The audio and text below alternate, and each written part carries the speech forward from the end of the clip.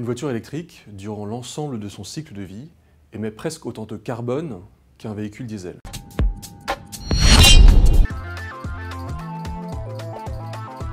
C'est une étude de l'ADEME, l'Agence de l'environnement, qui le dit.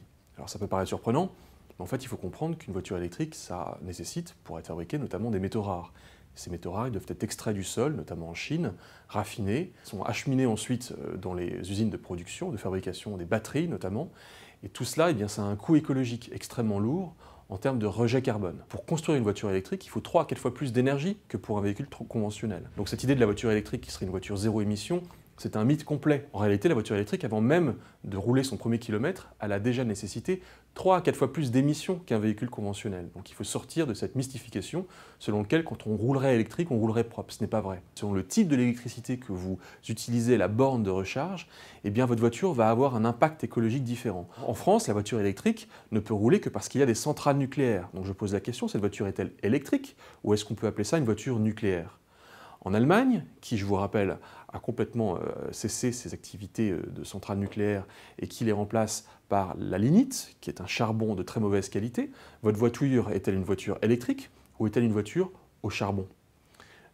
Aux États-Unis, où le pétrole représente une part importante du mix énergétique pour produire cette électricité, votre voiture électrique est-elle une voiture électrique ou est-ce que c'est une voiture à essence ? Donc si nous quittons le monde des voitures à essence pour retomber dans un autre monde de voitures à essence, il faut quand même qu'on m'explique quel est le progrès là-dedans.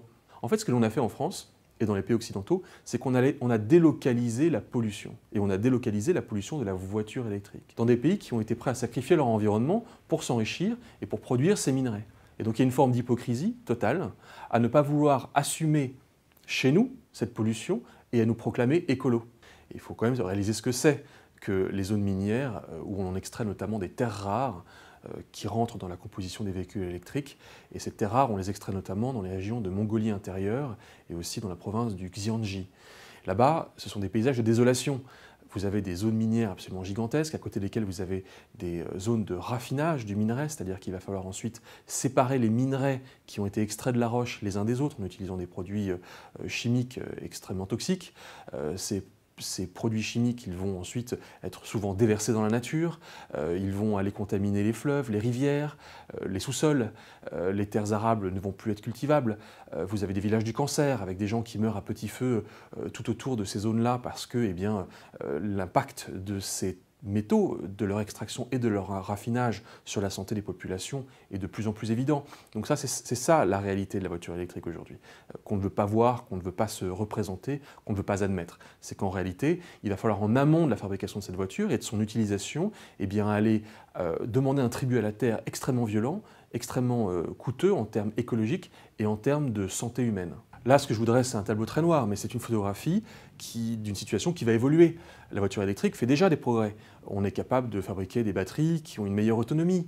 On va utiliser des matériaux qui seront peut-être demain moins énergivores pour justement permettre que le cycle de vie des voitures électriques soit meilleur. Et nous ferons un progrès, et nous faisons déjà finalement des progrès avec cette voiture électrique, puisqu'elle permet de consommer toujours un peu moins que lorsque nous utilisons un véhicule thermique.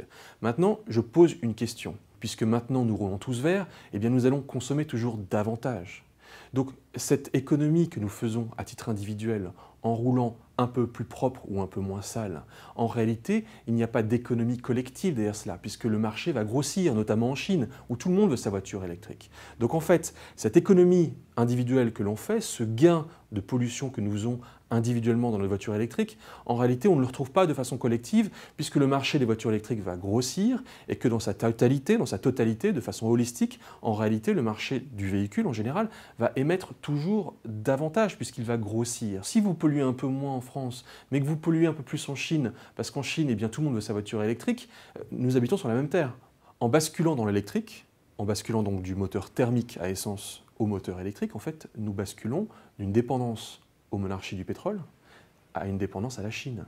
La Chine tient aujourd'hui notamment 95% de la production des terres rares, qui sont des métaux extrêmement importants pour les voitures électriques. Donc il faut bien comprendre qu'il y a toute une chaîne de valeur qui crée des emplois, qui crée des industries, et bien en fait qui s'est déplacée en Chine.